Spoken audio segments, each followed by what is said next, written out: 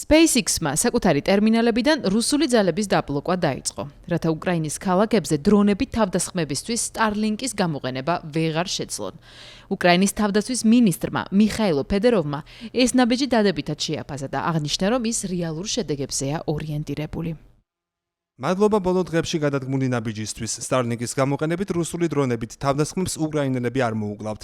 ეს კი შეუპასებელია. Starlink-თან ერთად უკრაინამ უკვე გადადგა პირველი ნაბიჯი, რომელმაც სწრაფი შედეგი მოიტანა რუსულ დრონებთან ბრძოლაში. შემდეგი ნაბიჯი იქნება უკრაინის ტერიტორიაზე მხოლოდ ავტორიზებული ტერმინალების დაშვება. რეგისტრაციის პროცესი იქნება მარტივი, სწრაფი, მეგობრული.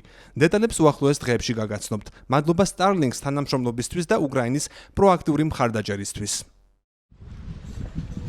ომში მყოფი ქვეყნის თავდაცვის უწყებამ SpaceX მას შემდეგ მიმართა, რაც გაჩნდა მტკიცებულება, რომ რუსული ძალები უკრაინის ტერიტორიაზე მოქმედ Starlink-ის ტერმინალებს დრონებით თავდასხმებისთვის იყენებდნენ ქვეყნის სიღრმეში მოსახვედრად.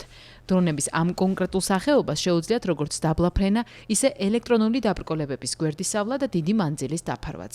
SpaceX-ის მფლობელმა ილონ მასკმა სოციალურ ქსელში დაადასტურა, რომ რუსული ძალების მხრიდან Starlink-ის სატელიტური ინტერნეტის არაავტორიზებული გამოყენების აკრძალვამ კარგი შედეგი აჩვენა.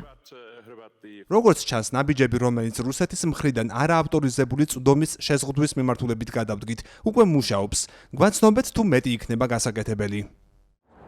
უკრაინა ახლა Starlink-ის ტერმინალებს თეთრ სიაში ჩასვამს. ამიერიდან მასზე წვდომა უკვე რეგისტრირებულ აქტიურ მოწყობილობებს ექნებათ. ეს ყველაფერი კი SpaceX-თან შეთანხმებით. ეს ზომა თავის მხრივ დაცულ კომუნიკაციებსა და რუსეთის ტექნოლოგიური უპირატესობის შესუსტებას ემსახურება.